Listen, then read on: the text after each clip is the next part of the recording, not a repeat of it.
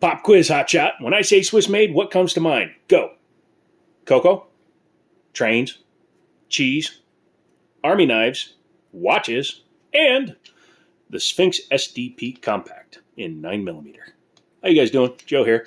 This one is on loan from Liberty Arms, Harrisonburg, Virginia. Don't forget to check them out. It should still be available at the time of this thing being released, or the video, I mean. I have not given it back yet, so obviously they haven't had a chance to sell it. But this one is a very nice CZ75 inspired handgun, and today we're going to be taking a closer look at it. I don't know why I just set it down.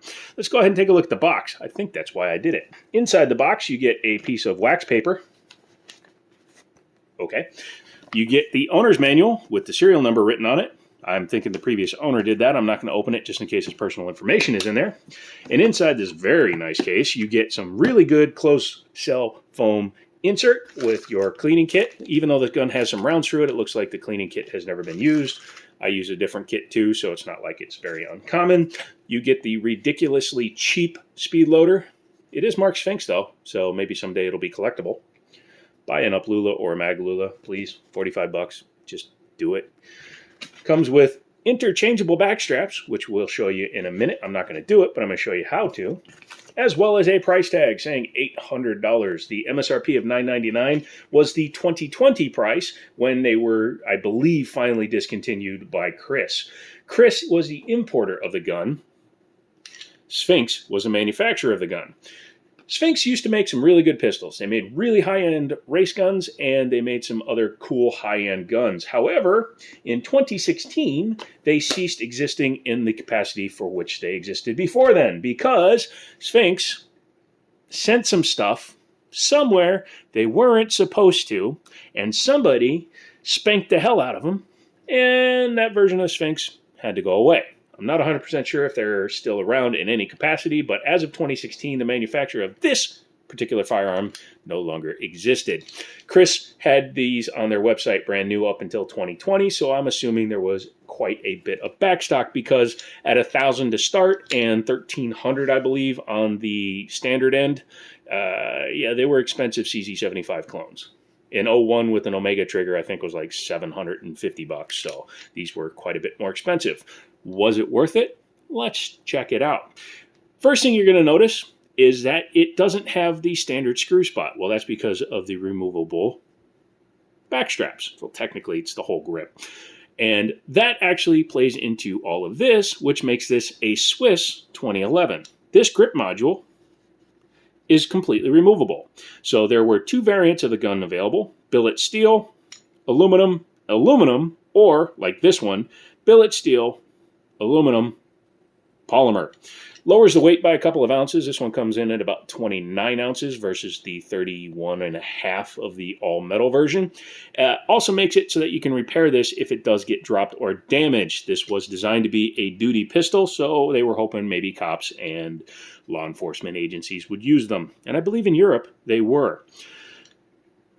Trigger. Double action, single action. I'm going to go ahead and drop the slide now, and we will take a look at it with a decocker. I believe, like a lot of CZ75s, you can actually change out the decocker for a safety, but this particular one is decocker out of the box.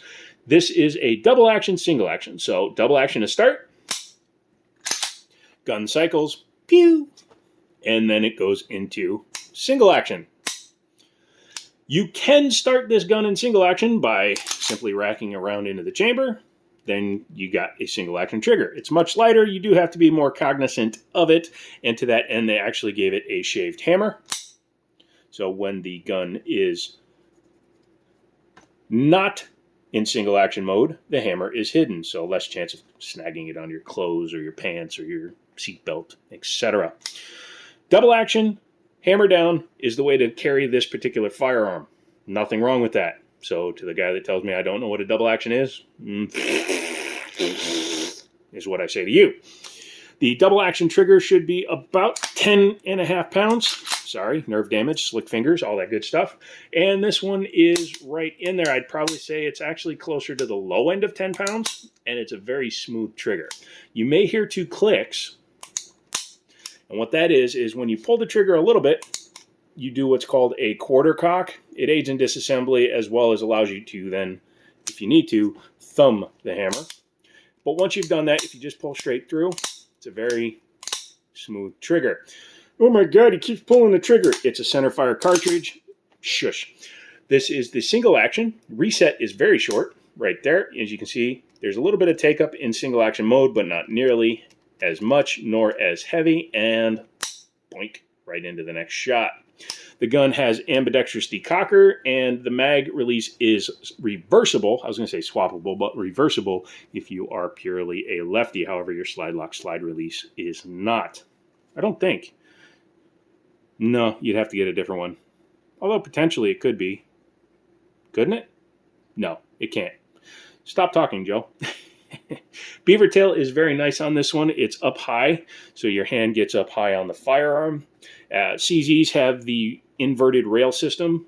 To show you what I mean, these guns have the same bore axis, same trigger height. However, the CZ appears to have a lower bore axis because the rails are internally running on the inside of the frame.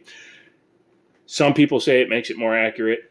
I do believe that is a possibility because you'll see when we take it apart, it has full-length rails, but it doesn't actually lower the bore axis. It's just a different style of rail. So again, shush. Has a 1913 style pick rail on the front. Nice to see it's not proprietary, so you can mount pretty much any light laser combo you want. Front and rear slide serrations, ha ha ha, continuing that joke. So once you grab it, you can manipulate it however you wish. Sorry, my hands are very weak today. I'm a little bit ill. Has a standard high-vis front, blacked out rear, which I like. I would say if you're going to carry this thing for personal protection, I would probably suggest getting a night sight setup. I believe a lot of different CZ75 style works. Don't know why I decocked it that way. That was dumb, but it's just something I tend to do. Has a nice undercut here, so you can get nice and high up on it, even though it's technically a compactor size. This is my preferred size where I can get all of my meaty hooks on there, but I'm also 6'4", so take from that what you will. The side is nice and wide, so you have plenty of place to put your fingers and your thumb. Some guns I have a problem with that. My fingers can get up into the action or up into the slide rails. I've pinched myself. Again, big dumb hands can cause that problem. Yeah, what do you say we take her apart, huh? Okay, I'm down. What you have to do first is check it. Nothing in it. Nothing in it. Nothing in it. Okay, we're good there. And then like ACZ, you need to bring it back to the notches.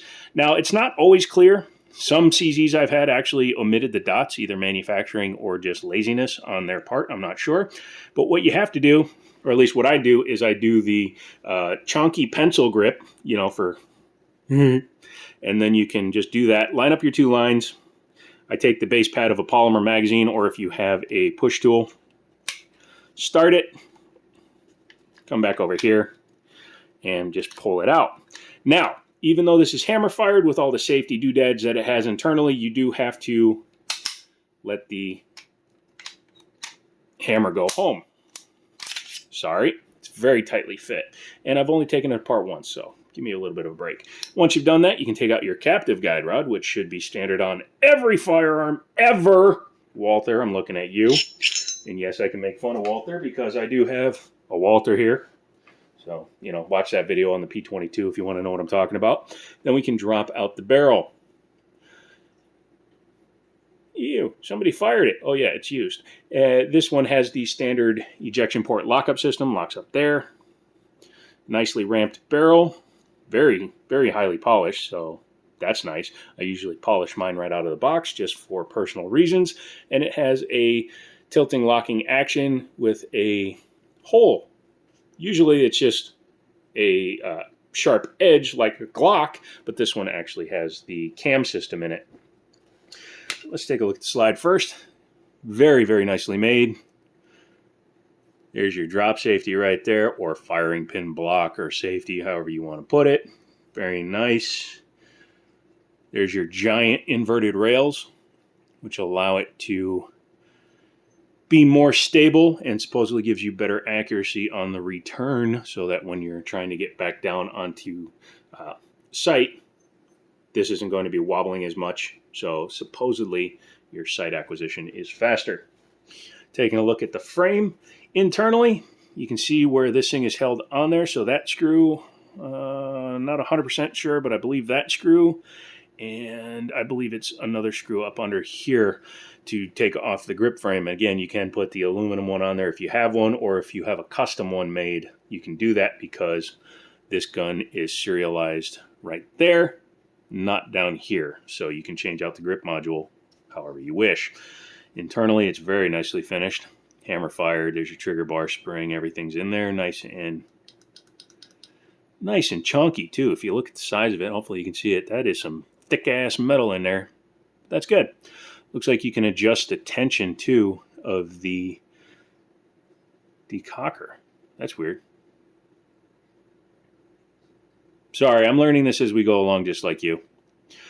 It's part of the fun of being here on this channel. Don't forget to subscribe to that. But yeah, the fit and finish and build quality of this thing is muy exceptional, as it should be for a nearly $1,000 gun. Reassembly is the exact opposite of disassembly. Do that. Take your guide rod. You'll see there is a small end. Go ahead and stick that in the hole.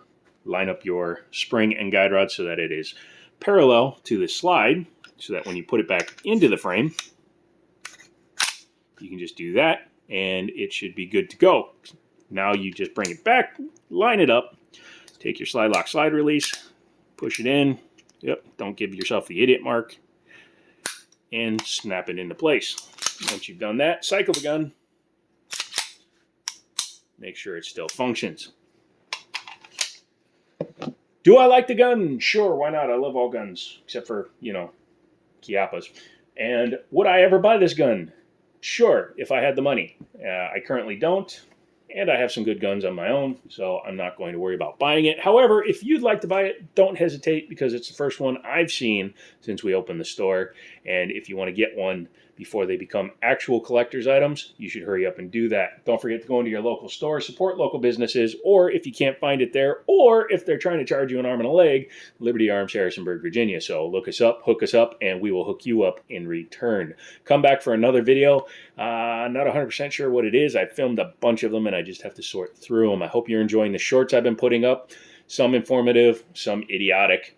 I do a little bit of both. Come back for all of that, and as always, I'll talk to you later.